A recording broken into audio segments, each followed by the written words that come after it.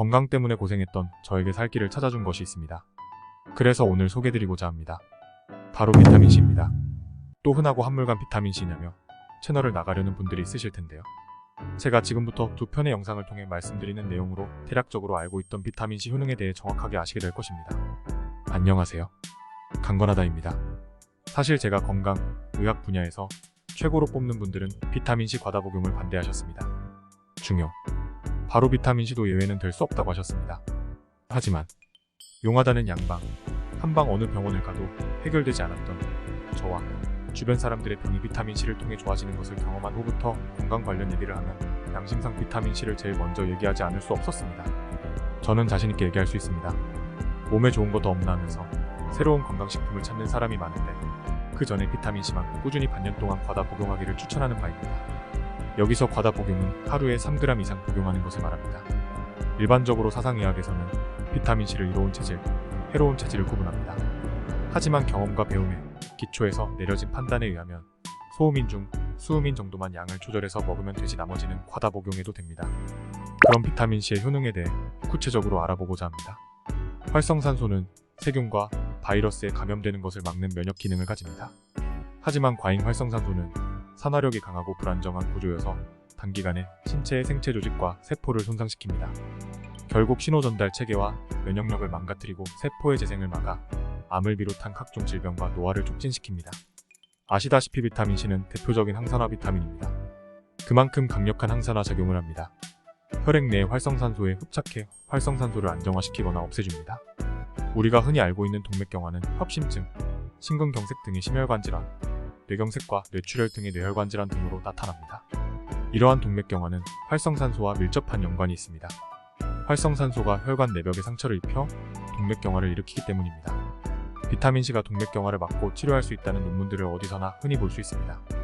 바로 비타민C가 강력한 항산화 작용을 통해 활성산소를 안전하고 빠르게 없애준다는 것입니다. 비타민C가 혈관 벽에 상처에 쌓이는 콜레스테롤을 없애고 콜레스테롤 대사에도 관여해 동맥경화를 예방하는 것입니다. 다음은 당뇨병입니다. 당뇨병은 췌장에서 인슐린이 정상적으로 분비되지 않아서 생기는 대사질환입니다. 비타민C가 가장 많이 함유된 기관이 바로 부신과 췌장인데 비타민C가 혈당을 조절하는 췌장 세포에 매우 중요한 역할을 합니다. 결국 비타민C는 췌장의 기능을 좋게 하여 혈당 관리 능력 향상을 통해 당뇨병을 치료하게 해주므로 체내에 충분히 존재해야 합니다. 반면에 비타민C 감소는 당뇨병으로 인한 합병증을 유발할 수 있습니다.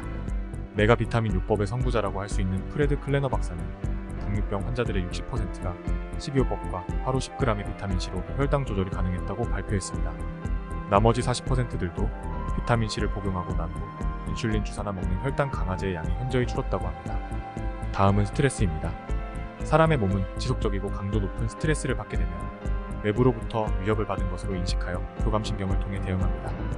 외부 위협으로부터 싸우기 위해서는 급격히 많은 양의 에너지가 필요하게 되는 것입니다. 이럴 때 유해산소 또한 급격히 늘어납니다.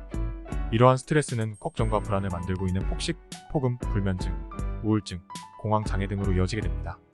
여기에 관상동맥질환, 소화성궤양, 자율신경계실조증, 심장부정맥으로 급사, 고혈압, 암 등의 질환도 유발합니다. 스트레스에는 비타민C 복용이 반드시 필요합니다. 항스트레스 호르몬인 코르티솔의 핵심 구성 요소가 비타민C이기 때문입니다. 이는 비타민C가 스트레스를 이겨내는데 반드시 필요하다는 것을 말해줍니다. 미국 엘라베마대의 사뮤엘 캠벨 교수는 쥐에게 많은 양의 비타민C를 제공하자 스트레스 유발 호르몬 생성이 크게 줄었다고 발표했습니다. 연구팀은 쥐들에게 하루 1시간씩 스트레스를 가하면서 하루 200mg의 비타민C를 다량 제공하였고 그러자 스트레스를 받은 쥐나 스트레스가 없는 쥐 모두에서 병균과 싸우는 항체의 수준이 증가했다고 합니다. 또한 연구팀은 쥐들에게 하루 1시간씩 스트레스를 가하면서 선별적으로 비타민C를 제공하였습니다. 그러자 비타민C를 섭취한 쥐들은 스트레스를 받을 때 생성되는 부신 호르몬이 증가하지 않았지만 반면에 비타민을 섭취하지 않은 쥐들은 스트레스 호르몬 수준이 3배 이상 높아졌다고 합니다. 미국 생화학 저널 더 저널 오브 바이올라지컬 케머스트리는 비타민C가 뼈의 강도가 약해져 골절이 일어나는 증상을 막는데 중요한 역할을 한다고 발표했습니다. 기존의 골다공증 약들이 뼈가 녹아 나가는 것을 막는 역할만 했다면 비타민C는 동시에 새로운 뼈가 형성되게 만드는 세포 작용을 촉진한다는 것입니다.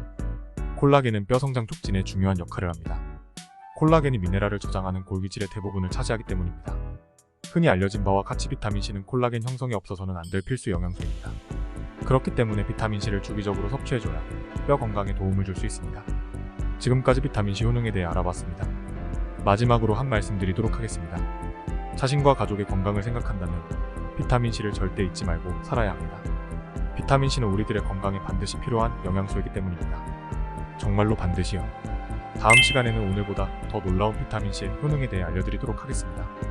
오늘 영상이 마음에 드셨다면 구독, 좋아요, 공유, 저장 부탁드립니다. 감사합니다.